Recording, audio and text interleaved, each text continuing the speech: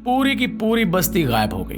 अवाम शदीद परेशान, कानून नाफिज करने वाले इदारों ने सर जोड़ लिए। अस्सलाम वालेकुम दोस्तों, मैं हूं माजिद मलिक और मैं आपको खुशामदीद कहता हूं। आज हम आपको एक ऐसे वाक़े के बारे में बताएंगे जो महज 1 सदी पुराना है, यानी जिसका पूरे का पूरा रिकॉर्ड भी मौजूद है।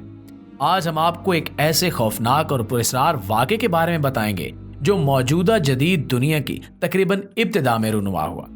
इस वाक़े की पुरअसरारियत आज तक ख़त्म नहीं हो सकी और जिस जगह ये वाक़या रुनुमा हुआ वो आज भी खौफ और दहशत की अलामत बनी हुई है। नाज़रीन, ये वाक़या आज से तकरीबन 100 साल पहले यानी 1930 में कनाडा में रुनुमा हुआ, जिसमें सैकड़ों लोग अचानक बगैर किसी वजह के और बगैर कोई निशान छोड़े गायब हो गए। आज इसी वाक़े का हम जायजा लेंगे और ये जानने की कोशिश करेंगे कि ये वाक़या कैसे रुनुमा हुआ और इसके पीछे कौन कौन सी वजूहात हो सकती। प्यारे दोस्तों, ये वाक़या है 1930 के नवंबर का, जब 26 नवंबर 1930 को कनाडा के अखबारात में एक निहायत अजीबो गरीब खबर ने लोगों के औसान खता कर दिए और ये वाक़या एकदम से खौफ और दहशत का सबब बन गया।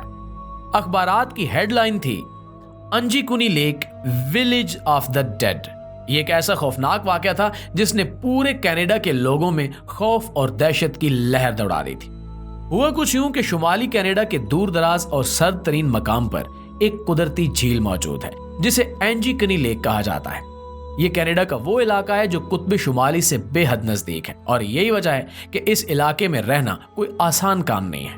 यहाँ पे मौसम इस कदर सख्त और शदीद सर्द होता है कि यहाँ पे बच पाना भी बेहद मुश्किल है। इस एंजीकुनी लेक के किनारे पर एक छोटा सा कबीला आबाद था जिसे स्कीमू ट्राइब कहा जाता है। ये स्कीमू लोगों पर मुश्तमिल एक कबीला था जिसकी आबादी 150 से 200 अफराद के दरमियान थी। इस पूरे इलाके में उस कबीले के अलावा सैकड़ों किलोमीटर दूर तक कोई आबादी मौजूद नहीं थी और न ही आज तक मौजूद है। ये इलाका मुख्तलिफ जानवरों का मस्कन है जिनके शिकार के लिए उस वक्त भी लोग यहाँ पर जाया करते थे और इसके बाद भी जाते रहे। आपने शायद स्कीमू लोगों के बारे में सुन रखा होगा। अगर नहीं सुना तो हम आपको बताते हैं कि स्कीमू वो लोग हैं जो शदीद तरीन बर्फानी इलाकों में रहते हैं और मखसूस अंदाज से बर्फ की सिलों से ही अपने घर और खेमे ढांप लेते हैं। इन लोगों को स्कीमू कहा जाता है और ये ज्यादातर अमेरिकी रियासत अलास्का और कनाडा के शुमाली इलाकों में रहते हैं। ये नवंबर 1930 का एक नॉर्मल सा लेकिन शदीद ठंडा दिन था जब यहाँ पे आने वाले मुख्तलिफ शिकारियों में एक और शख्स भी यहाँ बर्फानी जानवरों का शिकार करने के लिए आया। इस शिकारी का नाम जो लेबल था। जो लेबल शिकार करने में इस कदर मगन हो गया कि उसे वक्त गुजरने का एहसास ही न रहा। जब दिन गुजर गया और रात ढलने लगी तो उसने वापसी का सोचा और उसका ख्याल था कि वो एंजीकुनी लेक के किनारे पर आबाद उस स्कीमू कबीले के पास रात गुजार कर अगले दिन वापस चला जाएगा। स्कीमू कबीले के लोग आने वाले शिकारियों और सयाहों का बड़ी खुश दिली से खैर मकदम करते थे और इनकी खास खुशामद भी करते थे ताकि इन्हें मेहमान की ज़ियाफत के बदले में कुछ रकम या चीजें मिल जाएं। अब वो जैसे जैसे स्कीमू लोगों की बस्ती की तरफ बढ़ रहा था वैसे वैसे उसे एहसास होने लगा कि आज कुछ न कुछ गड़बड़ है। स्कीमू कबीले के लोगों ने आमदो रफ्त के लिए बर्फ पर फिसलने वाली गाड़ियां बनाई होती हैं जिन्हें खींचने के लिए वो मखसूस नस्ल के कुत्ते पालते हैं। ये कुत्ते न सिर्फ उन गाड़ियों को खींचते हैं बल्कि इसके साथ इस कबीले की हिफाजत का काम भी करते हैं। जो लेबल को हैरानी इस बात पर थी कि इससे पहले जब भी वो बस्ती के नजदीक पहुंचता था तो बस्ती में मौजूद कुत्ते किसी अजनबी की आमद पर भौंकने लगते थे और यूं बस्ती वालों को इल्म हो जाता था कि कोई शख्स इनके इलाके में आया है। अलबत्ता उस दिन ऐसी कोई सरगर्मी देखने में नहीं आई और इस बात पे जो लेबल हैरान हो रहा था। जैसे जैसे वो बस्ती के नजदीक होता जा रहा था वैसे वैसे उसके दिल में किसी न किसी नामालूम गड़बड़ का एहसास शिद्दत इख्तियार करता जा रहा था। आखिर जब जो लेबल बस्ती तक पहुंचा तो उसने देखा कि दूर दूर तक किसी का कोई नामो निशान मौजूद नहीं है और न ही कुत्ते कहीं नजर आ रहे हैं। अलबत्ता बस्ती के चंद मुख्तलिफ घरों से धुआं उठ रहा था जो इस बात की अलामत थी कि इन खैमों में आग जल रही है और कोई न कोई अंदर मौजूद भी है। ये सब देखकर जो लेबल की परेशानी और ज्यादा बढ़ गई और वो सोचने लगा कि आखिर तमाम बस्ती वाले कहां चले गए हैं जो यहां पर किसी की आवाज तक नहीं आ रही। जो लेबल आहिस्ता आहिस्ता पूरी बस्ती में घूमने लगा लेकिन उसे किसी भी घर से किसी भी इंसान की आवाज सुनाई नहीं दी, जो कि हैरान और परेशान कर देने वाली बात थी। उस वक्त तक रात का अंधेरा फैलना शुरू हो चुका था और इसी वजह से जो लेबल के दिल में आहिस्ता आहिस्ता खौफ और दहशत सरायत कर रही थी। आखिरकार जो लेबल ने हिम्मत पकड़ी और बस्ती के एक घर में दाखिल हो गया। उसने देखा कि उस घर में तमाम का तमाम सामान ज्यों का त्यों मौजूद है, लेकिन पूरे घर में किसी भी शख्स की मौजूदगी के आसार न होने के बराबर है। एक एक करके जो लेबल ने उस बस्ती के 50 से 60 घरों को पूरी तरह से खंगाल लिया, लेकिन पूरी बस्ती में इंसान ऐसे गायब हो चुके थे जैसे वो अचानक ही काम करते करते उठे हों और कहीं चले गए। मुख्तलिफ घरों में खाना पकने के लिए चूल्हे पर रखा हुआ था और वो खाना पकते पकते जल चुका था। ये इस बात की अलामत थी कि यहाँ पे रहने वाले लोगों ने अपने रात के खाने का कोई इंतजाम किया था, लेकिन फिर वही खाना चूल्हे पर छोड़कर एकदम से वो सारे लोग कहीं गायब हो गए। बस्ती की हर चीज अपनी अपनी जगह पर मौजूद थी और किसी भी किस्म के हंगामे के कोई आसार नहीं थे। नाज़रीन, वहीं पे जो लेबल को बस्ती के तमाम कुत्ते एक ही रस्सी से बंधे हुए मिले।